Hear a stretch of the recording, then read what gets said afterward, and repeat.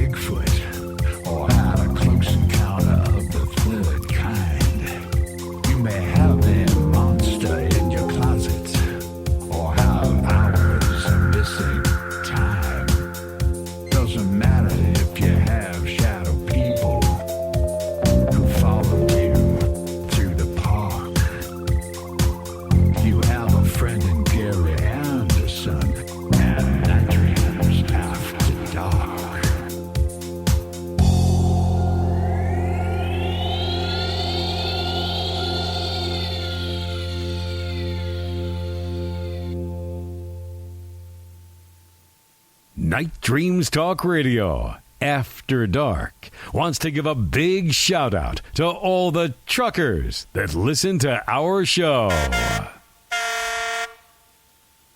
Well, everybody, welcome to Night Dreams Talk Radio. We have Daryl Marston from the show Ghost Hunters. Daryl, you still there? I'm here, man. Okay. Now, you was talking about, we left off there, you were talking about, an EVP where you'd seen that apparition, I believe. Yeah. You were asking if we've captured any EVPs in that investigation. From what I can remember, we caught some EVPs in the actual house and some out in the actual slave quarters as well. Now, do you remember what any of them said? Was there any that was significant or scary or just kind of basic stuff? Man. I actually can't. I remember the one that was in the slave quarters was, I think it was something to the nature of we're okay or something of that nature. They're all mixing together with me, man. We capture a lot of EVPs. Yeah, I know you guys do. Let me ask you this: in all your investigations there on the first season, what was kind of significant that maybe didn't make the shows, but you thought was maybe should have? A lot of that stuff, a lot of the good stuff it'll actually be on the show.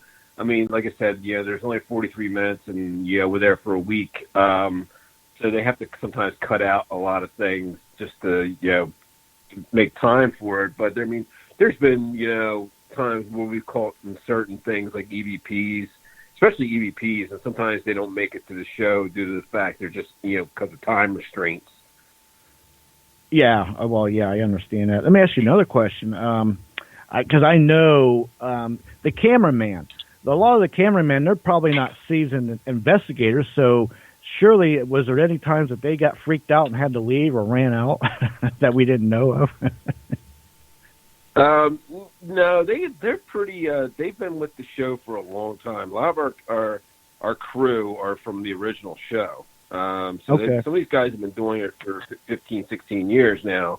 And we've got Kendall. Kendall's actually, he's really into the whole paranormal thing. His wife was on a paranormal show years ago, and he's really into it. He's a director of photography, but a lot of these guys usually don't get. I mean, I've seen them get shook before. Don't get me wrong. When something big happens, and they get excited, just like we do, but. They're pretty stern guys, man. They stand their ground and they do a good job. They keep the cameras on us as much as humanly possible, even though everything crazy stuff can be happening around us. Yeah, that's important, and my hats go off to them. Let me ask you a question. What was your very first investigation? First investigation was the one I was talking to you about at the beginning of the show, where okay. I actually got invited to an investigation, not knowing what I was getting myself into. It was kind of like, hey, if you want to come to this. And then I decided I wanted to check it out. I wasn't doing anything that night and went and had a lot of crazy things happen. And like I said, I got hooked to it, and I started doing it on my own. I knew that's what I wanted to do. I didn't think I'd ever be on TV or anything of that nature, but I started doing it, and then, for long, I met my wife at the time, and she was into paranormal. She'd never investigated before, and we started doing local places, and we started doing places like Gettysburg, which is only a couple hours from where I live, and just local now, Gettysburg, places, like let me ask you. Let me ask you about Gettysburg real quick, Daryl. Where did you investigate there? The question is where I'm not investigating in Gettysburg. Okay. I've been there twice this year. Once for the show and once for a mini vacation back in October. At one point I used to go there probably 3 or 4 times a year, and we would stay for like 4 or 5, 6 days at a time. Like bed and breakfast, we'd find a bed and breakfast. Our big one was the Cash Town Inn, which is a pretty well-known haunted location in Gettysburg. And but I've investigated all over Gettysburg at one point or another. You're not allowed to investigate on the battlefield or anything like that, but we've had some experiences out there. Being out there at night, you're allowed out there till 10 o'clock at night, and we had some things happen out there before. We called it EVP. That was pretty chilling. My wife actually saw something at the same time. We called the EVP. I didn't see it, but I heard EVP. It was pretty creepy. It was saying, get out of here, girl, to her. We had a lot of good stuff at Gettysburg. It's an amazing location, isn't it? If no one's ever been there before and you're a paranormal investigator, it's like the Mecca. I mean, you never walk away from there disappointed. Yeah, well, the reason I asked, I was there last September of 2018, and spirits are everywhere there, and I mean everywhere. I mean, you name it, and you're right about them battlefields. It's a shame you can't go there after night, but I know I was at the Balladary Inn and seen a spirit of an old woman standing in the corner, and that's where I was standing. I walked into one living room, and have you ever investigated that place? What's the name of it again?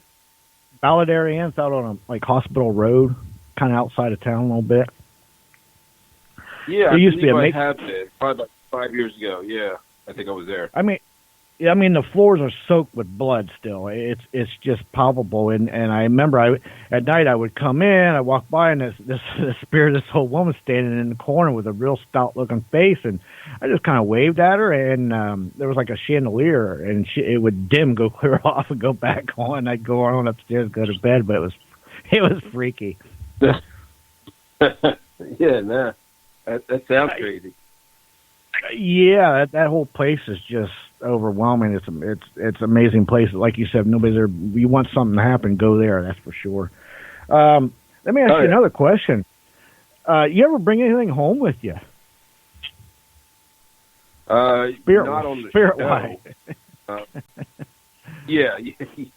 Not since not since I've been on the show. Before the show, I brought something home one time. Well, at least I think I did, and it was a very strange experience where I really had to question if I had brought something home or not. I didn't hear anything or anything of that nature, but I just didn't feel right for a couple of weeks, and I was in a bad location, and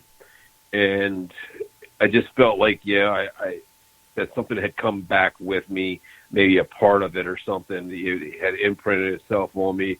I know that sounds strange, but it was just a weird experience, and I wasn't feeling good for a few weeks afterwards, and finally I was able to shake it. No, it doesn't sound strange to me at all, believe me. And so did you notice things around the house, or was it more just feelings toward you, like an attachment or something?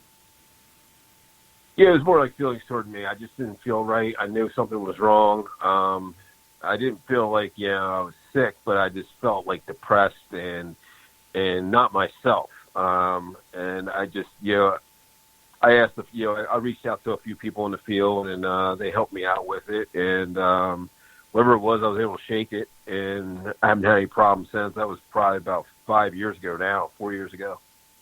Mm-hmm. Well, we all live and learn these things. Speaking of which, do you do anything or you or your team, or you do it individually, or how do you do it? Do you do anything to protect yourselves, or tell us about that? No. I mean, everybody has their own belief system, and I think we all go in there with an open mind, and I mean, I can't speak for everybody on the show. I can speak for myself.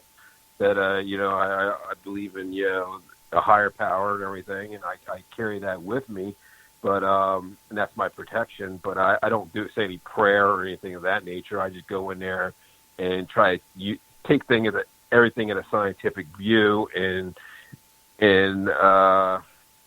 go about it that way. I don't go in there trying to look for trouble or trying to bring anything home with me. So usually I'm pretty good. Okay, yeah, that's interesting. Good. How about now, in all your travels, investigations, have you seen shadow people as well as apparitions? Oh, yeah, plenty of times.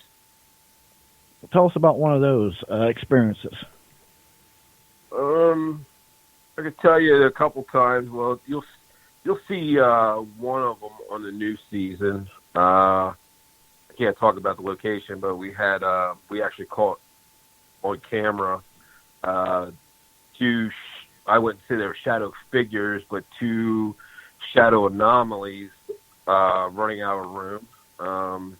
I was at a location back in September. We were filming where we were getting shadow people all over this place. I mean, everybody was seeing them. I don't think we actually caught any on camera that I can remember. Maybe we did, but I mean, at one point or another, even the cameramen were seeing them, producers were seeing them, and this place is well known for shadow people. And they were it's a large location.